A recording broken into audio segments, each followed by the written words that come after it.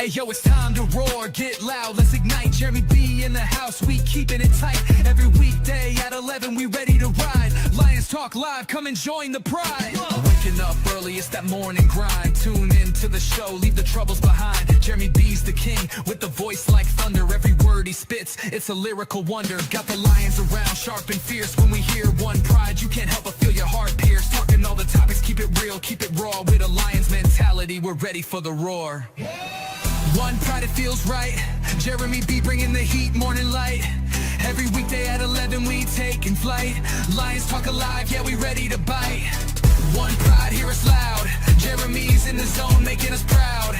This is a Huddle Sports Network broadcast. You can find us on Roku TV, Amazon Fire TV, Facebook, and of course YouTube. Get all your NFL news here first. So, good afternoon. It is Lions Talk with Smoke and Jeremy B. I get heated over that talk because everybody wants to poo-poo the fact that they did have to add an influx of talent mid-season in 2021 for the Rams. And then they drafted better. Why? They finally had first-round picks. Let's not mitigate it. Let's not poo-poo it. They did. They finally had first-round picks 2 years in a row.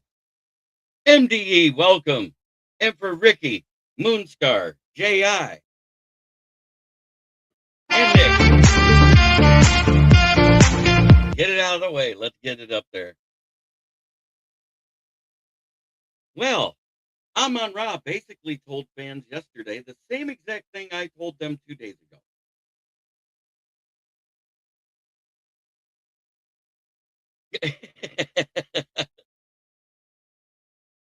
Oh, yeah. Yes, sir. Growing every day. We're up to 612. Steve Bauer, welcome into the chat. Good to see you, brother. But Amon-Ra basically told fans, you know what?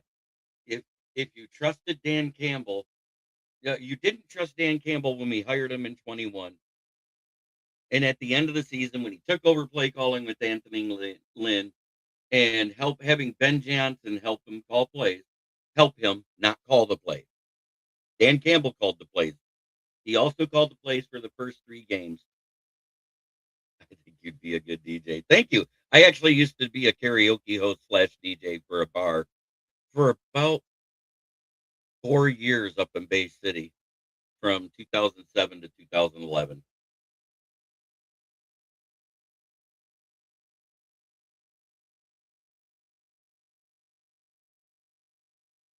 Yeah, I know. He goes, you don't think that we did our due diligence. We brought in 7 different guys last week for interviews, and on Monday, they finally heard what they wanted to hear in Drew Petzing. And if you look at what he uses, 12 and 13-man personnel at a 30% clip. RPOs. Jacoby Brissett is not an athletic quarterback. We saw that. He's a statue. But the RPO to roll out on a play action to make it look more realistic, he made Jacoby Brissett look good. They were 7th in passing yards because they didn't have a running game. Because let's face it, by week 5, they were on their RB5 that was a grocery bagger somewhere the day before, a UDFA pickup they had to do. So, miss me on last year's stats for the rushing of the Cardinals because they didn't have a rushing attack because between the offensive line injuries and their running back injuries, they couldn't get the running game going. Look at 2024 when James Conner was healthy for 17 games in one season. He averaged 5.9 yards per carry, which was second in the league only to Derrick Henry.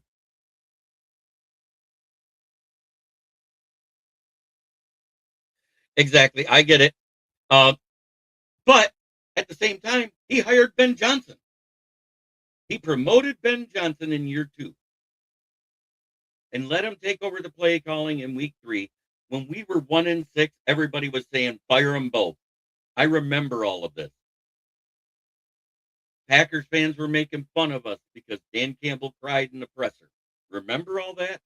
These guys want to win so bad. He was right. They did want to win that bad. What happened? We ended up winning 9 games that year. We went 8-3 throughout the rest of the season. We didn't have back-to-back losses until this season since that point, and that was even with the Morton Salt Company and Dan Campbell play calling.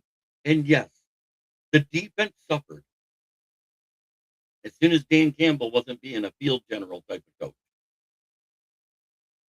So, and Morton did call the plays in week 9 versus Minnesota. It was that game when he refused to do anything creative, and they got in an argument on the sideline, much like when he made Anthony Lynn get out of the booth and come on the sideline, and they argued the week before the Pittsburgh Steelers game in 2021. That was the last time Lynn called plays. It was the last time Morton called plays.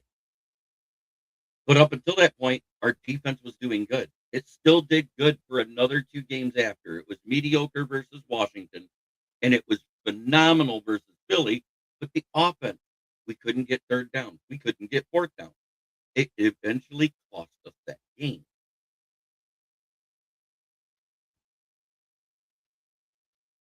Remember, we lost, what was it, 16-9 or 16-8 or some stupid shit like that? It was awful.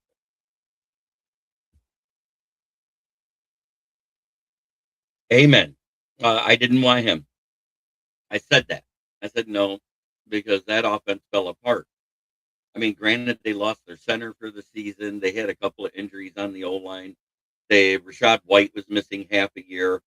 Mike Evans was gone most of the season. Chris Godwin disappeared for a few games. Ibuka disappeared the entire second half of the season. I am waiting to see how the schedule breaks down, but right now I still have us at 10+ wins. It all depends on free agency in the draft. That's where I'm at, and I'm leaving it at that. And I also want to go to training camp this year when they start giving away the free tickets. I think I'm going to put in for 4 of them because I want to be able to take people with me and have people meet me there, some fellow podcasters, my favorite fans. I want you guys there if you can make it at Allen Park for training camp. It's an amazing experience. They always bring in one of the legends of Detroit.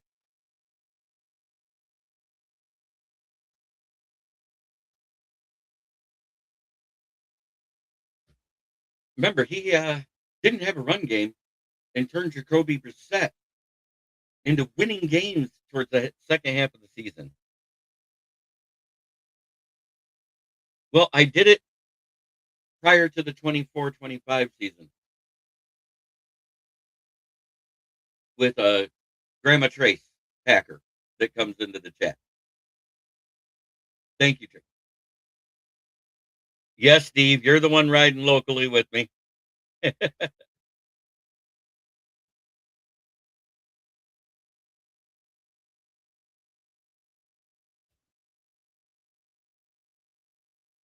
But let's not get it twisted. This is a good team that had bad O-line play, which equaled less third down conversions, which equaled less fourth down conversions. The year before, our O-line created 3 yards of separation before anybody got contact on our running back. This year, it was 0.7. Huge disparity. That's why you've seen a lower yards per carry for David Montgomery, who needed that little bit of space. No problem, brother. We'll do like we did last time. I'm going to try to make it for either a Sunday or a Monday or a Tuesday type of thing. We'll leave the night after, go get a hotel. We went to the Twin Peaks and I believe it was Auburn Hills. We had dinner, and then the next morning we went to the Pro Sports Zone because we were meeting Will Rock and Eric Rentamaki, the Uperlite guy, super fan homer. And I love him. Hey, don't get me wrong. Eric's a great guy. You'd love him if you meet him.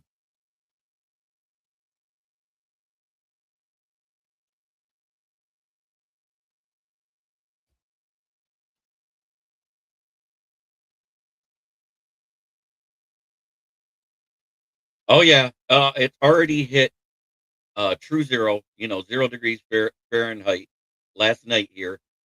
The wind chill was awful. It snowed again. But yeah, and the exploding tree things that is happening across North Dakota, South Dakota, Minnesota, and Wisconsin.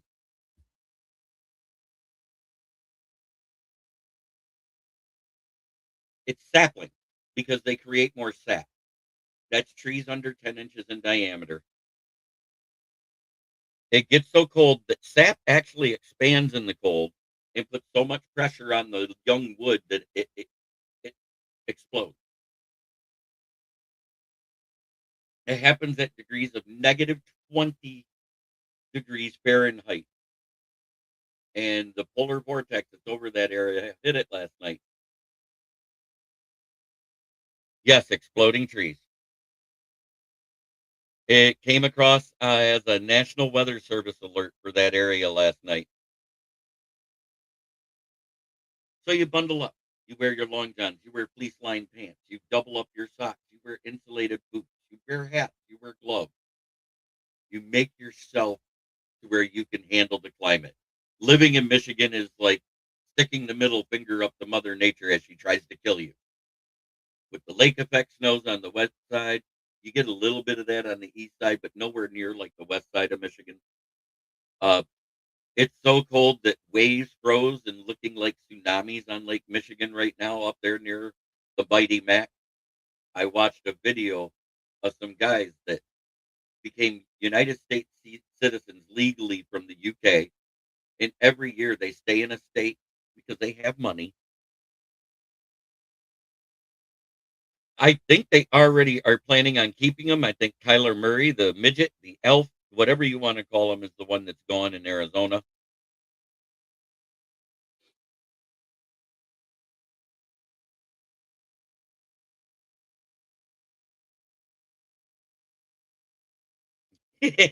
Silicone can freeze too, yes. So she better keep her puppies warm. That's all I got to say. Same with Lonnie Anderson and many other.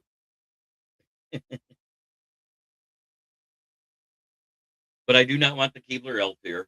I, I don't know if we plan on keeping Kyle Allen or not. He really didn't have to do anything as a backup because Goff stays healthy.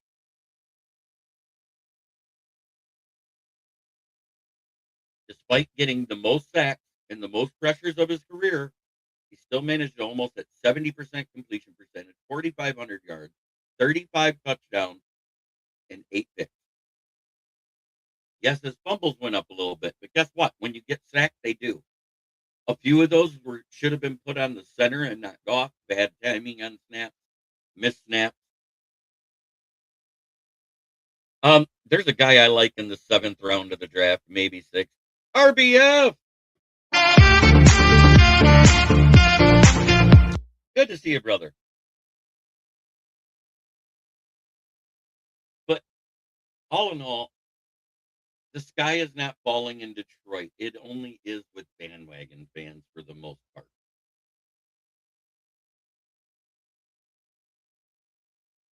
I don't think so.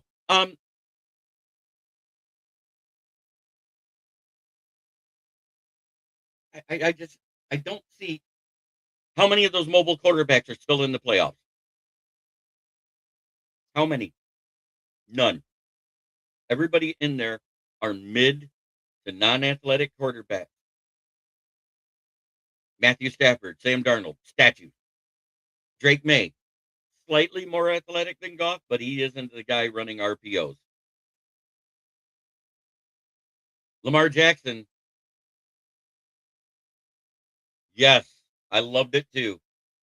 And it's like Drew Penson came in and said what Dan Campbell wanted to see.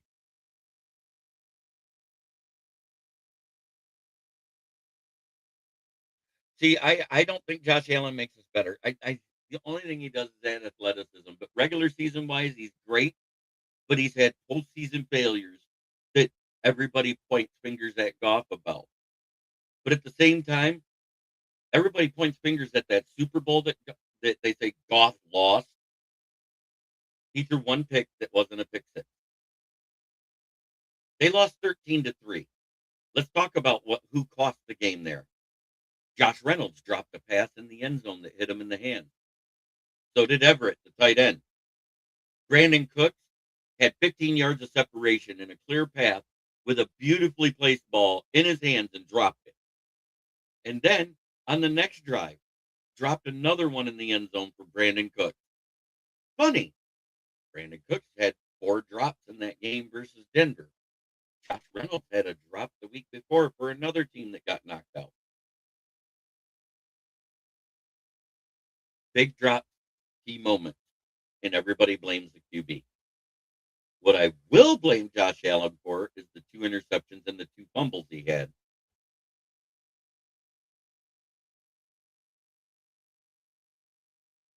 Oh, 100%. I've said this too. If we'd have had the O-line that could have protected Goff, I think Morton's play calling would have been better.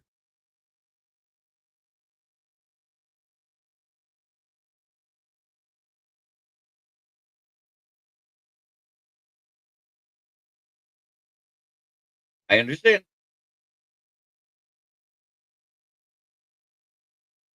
OC is important.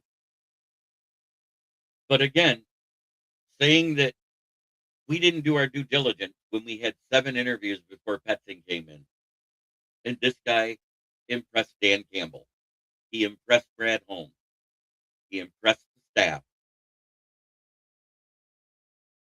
I'm good with it. I'm going to trust in them. Because guess what? This is the same guy that promoted Ben Johnson after Anthony Lynn got fired. So I want to see what happens. I am a wait and see guy. I always have been. I gave Morton the benefit of the doubt because Dan Campbell said he was the guy that could do it. It didn't work. Granted, yes, we had a better record.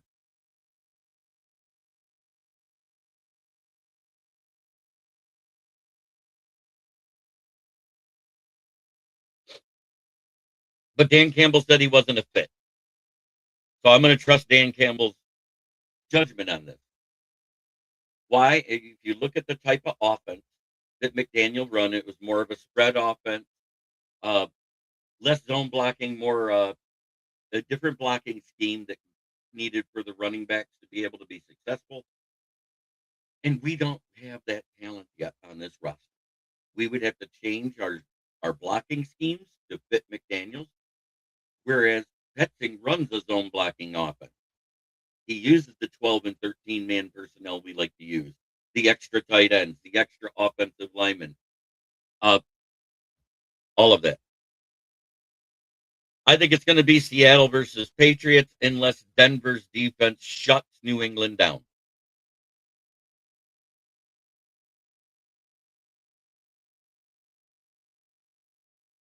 And I'm going to leave it right there at that statement.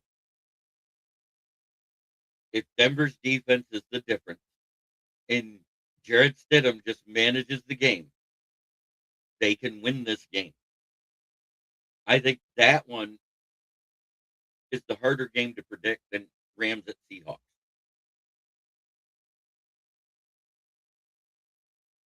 Well, it's looking like if Decker doesn't retire, there was a rumor out there that we're going to let Decker go after June 1st to save $18 million. No, I'm not. Look at down the stretch with the Rams. They struggled to beat the Bears. They struggled to beat the Panthers in the playoffs. They had a losing record the last 5 weeks of the season. The pick sixes were happening. The only team they beat was us and a bad Arizona team who almost beat them in week 18. Then struggled against the Panthers. Bryce Young looked better than Matt Stafford in that game. Go look at the stats. That's why Allen to Carolina doesn't make sense. Allen to the Falcons makes sense. You put him with Stefanski, get them another interior lineman and a couple of defensive edge or tackle pieces, that defense becomes nasty.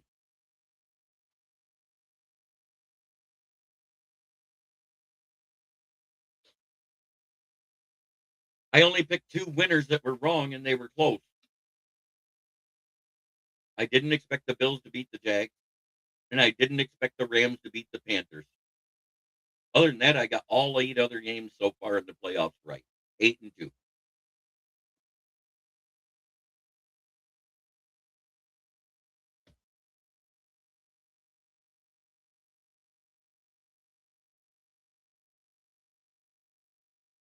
Sean Payton has the better coaches overall.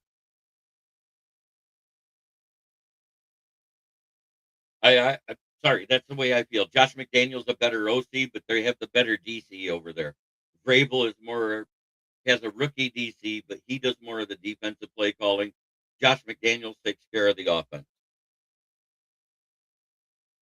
Because of McDermott being fired and the way that the GM and the owner is talking, that owner sounds like an idiot. He said in the presser when they fired McDermott, he agreed with McDermott that that interception that was questionable, that everybody thinks they got wrong, is what cost the Bills the game. Not admitting the 2 fumbles and the 2 interceptions before that was the bigger issue. There was a ton of key drops. Deion Coleman had a drop. Khalil Shakir had dropped. Brandon Cooks, he had drops, but that's nothing new. We've seen him drop plays and passes in playoffs before for other teams, including the Rams.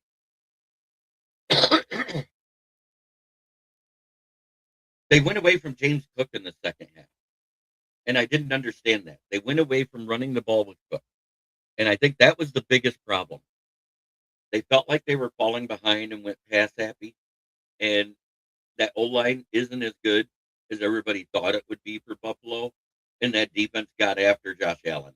They pressured him enough to make mistakes. And I'm not saying Drake May is Josh Allen decision making, and I'm not saying that Josh McDaniel can't call the plays to mitigate it, because he can. All I know, 0-4 in Denver for New England in the playoffs.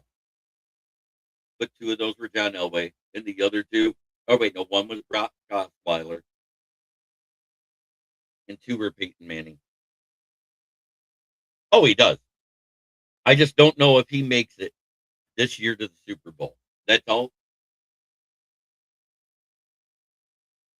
They've got some key injuries. Mims is in and Sutton's in. That's their 1 and 2. But Franklin and the Brian, I think his last name is out for the Denver Broncos. That's their 3 and 4 wide receivers. So you're going to see some of that.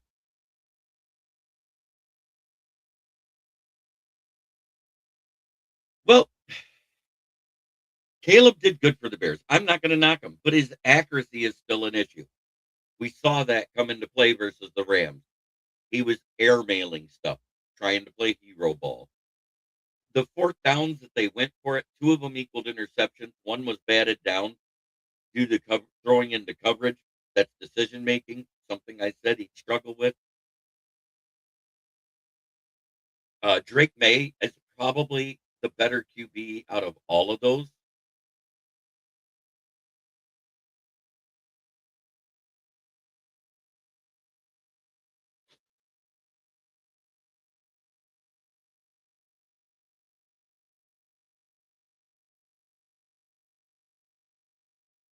I just, you know, I'm trying to stick to what that question here for a second, though, and I'll get back to yours, Gav.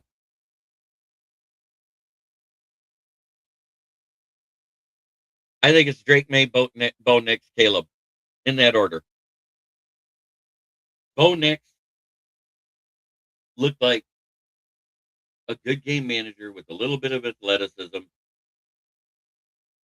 and he outplayed Josh Allen in that game. Josh Allen couldn't beat that defense. Bo Nix beat their defense, but that was to be expected. That defense struggled all year. The Buffalo defense isn't as good as everybody thought it would be.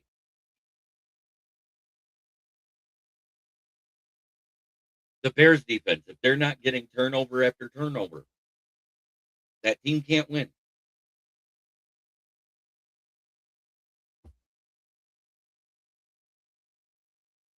So is Drake May.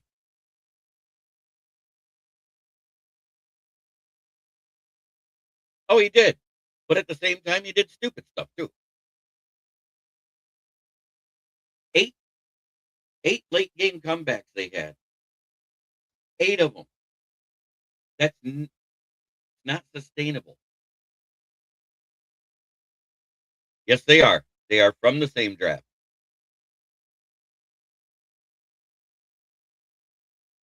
Oh no, Drake May was last season.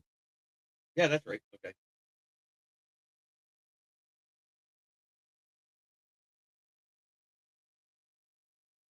Yeah, playing hero ball. Going for it on 4th down at the end of the game with no time left. The play clock, the time clock management came to bite them too. Look at how many plays they took too long, and they wasted some timeouts early in the drive.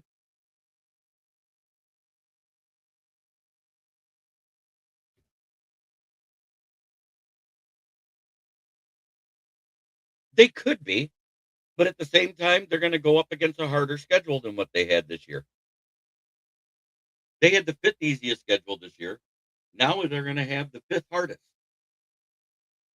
Last year, we had the 5th hardest, and now we're going to have the 5th easiest schedule.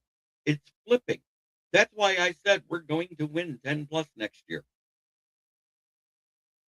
Bears fans are poo-pooing it, saying that didn't matter.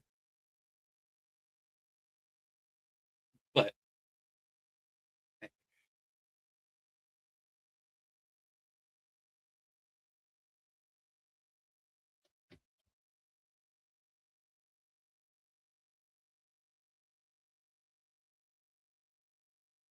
amen. That's exactly what I'm saying. Or you go 4-4 of those games. Remember, they were 11-5. You take those 4 away,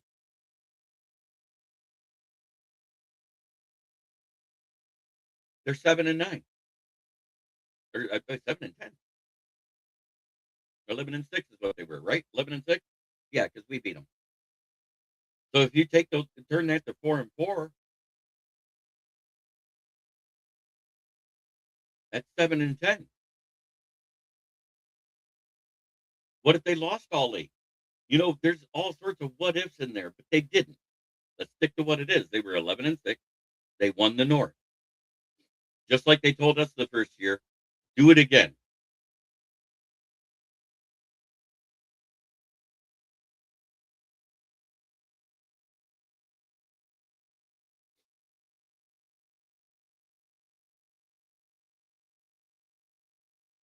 Yeah, but if they'd have went 4-4 in those 8 games, if they'd have just lost 4 of them, they'd have been a 7-10 team. If they lost all 8, ooh,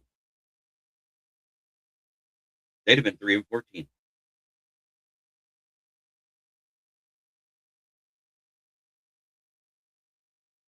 Look how it bit the Chiefs this year. Everybody said, "Oh, they look like they got better. They added pieces. They did this. They did that."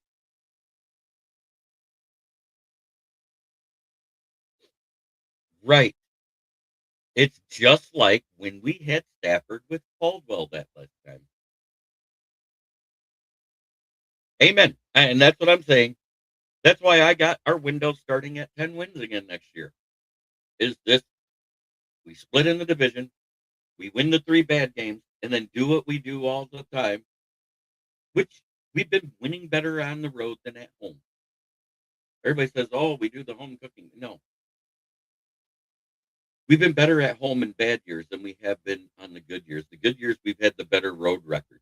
Remember, we were 8-0 the previous season on the road.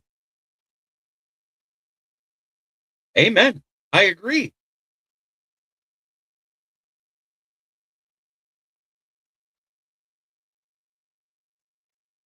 Well, we got to get the center position right, which if you can't get it in free agency, there's 3 I like, and now I'm going to repeat them in order again. Parker Brailsford, Logan Jones, Pat Coogan. Any one of those 3 centers coming out of the draft, if we don't get one in free agency, I'm taking. If we get one in free agency on a 1-year deal, one of these older vets that are good.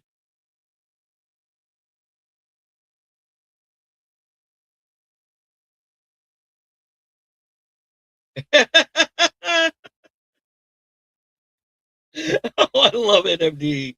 Oh.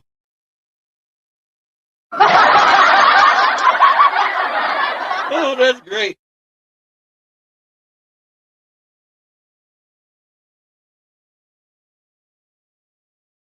Well, because of this year, I'm only raising it one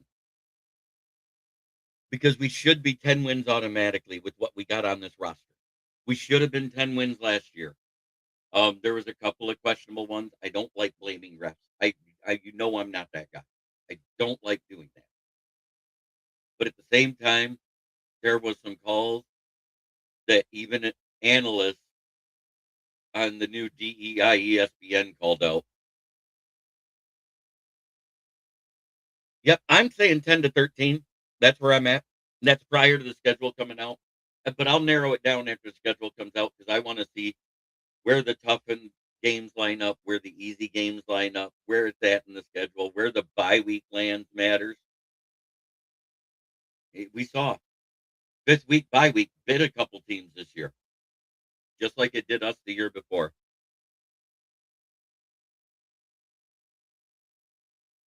No, I think it's more going back to something that's been going on since 1963. The NFL wants us to give up home field advantage in the Thanksgiving Day tradition. Um, and I can't remember who, if that was Roselle or Taglaboo or whoever. It was had to be Roselle was the commish at the time, and he approached William Clay Ford after he bought it. Amen, Phil. Good to see you, brother. I am just waiting to see what happens. I want to see what the moves are. I want to see how this team builds this offseason. I want to see if we make some moves. Uh, AQM sounds like if they're not going to give him his market value, which Spot Track has it at 8.5 million, he's going to move on and look for it somewhere else. I personally, at 31 years old, when a defensive end skills usually diminish. All right, JI, have a good one. Be back on tomorrow, same time, brother. Be on fire up tonight with the South Florida Tribune, like always, unless I get the horrible news about my uncle. Um, Condition hasn't changed. No word as of yet. Anything? Yeah, we are getting a game overseas. I'm almost willing to bet we're going to be the home team in Germany, one of the Germany stadiums. It makes the most sense. St. Brown's mom is from Germany.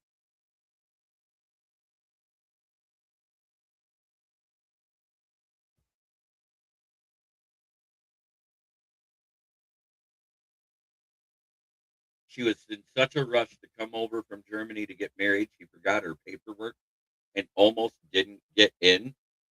But luckily, John Brown knew somebody from the immigration department and got the document sent somehow and was able to keep her from being deported. And then they got married 2 weeks later. It's such a great story. You'll have to go watch that on the St. Brown podcast when they talked to the dad about it and the mom. It was a great story.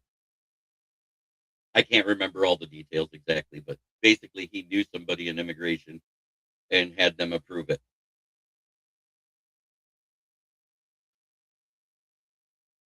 Uh, Actually, what he said makes sense.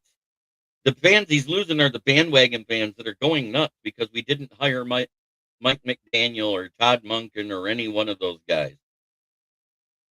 We didn't hire who they wanted, and people are crying. And he's right. I said the same thing. And if I lose fans over it, I lose fans over it. I agree with him. If you guys say you lost trust in Dan Campbell, then fine. But don't forget. Oh, yeah, that's a 18-hour flight to get there for normal commercial flights, unless you can afford the concourse. You can cut it down to 6 hours, I think it is.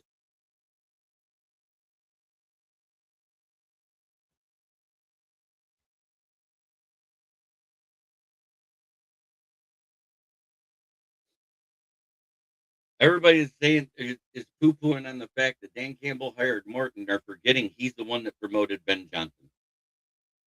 And I don't understand how they don't think it'll work.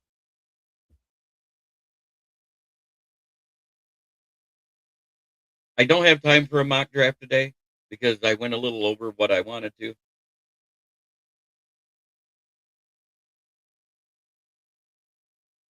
The tickets went up with the success of the team prior to the year, just like salaries go up, just like people are paid for their past performances instead of their current performances. It's why I've always said you should wait to the end of the contract year to do stuff, but people sit out and then don't play. They force your hand. And then when they have a down year, everybody poo-poos it, even if it's because of injury. I'm telling you right now, the season tickets are not going to go down.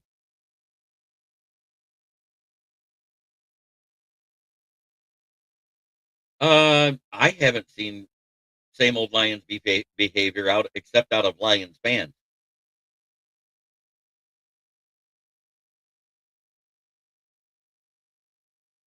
But again, try every day to be a better person than you were the day before.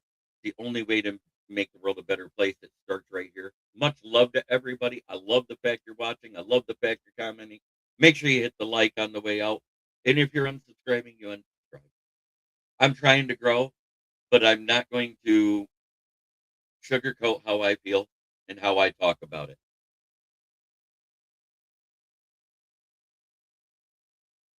I agree with it. Amon-Ra St. Brown. And I know a lot more fans that do than don't.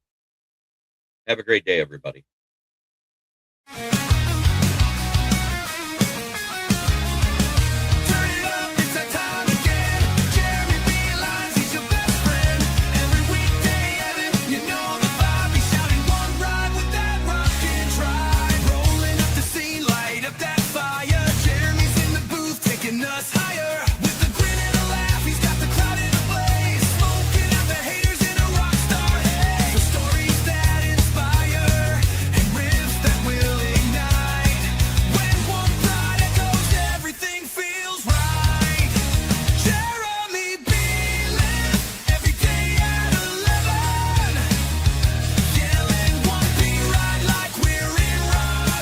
This is a Huddle Sports Network broadcast.